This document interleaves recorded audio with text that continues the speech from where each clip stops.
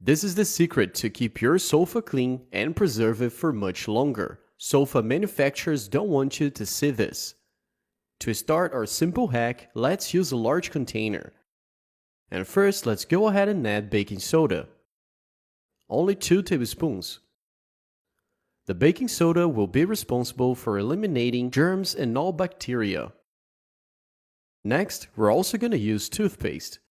If possible, make sure to use one that's all white. Go ahead and add just 1 tablespoon for this. Now let's use a liquid soap, the one we use for washing clothes. Feel free to use your favorite brand here. Add 2 tablespoons of the soap and then mix well. Now to finish, add enough water to cover.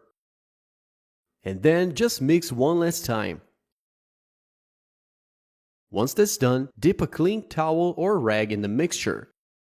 And then wring out all excess liquid. Making sure to leave it just damp, we don't need it to be wet.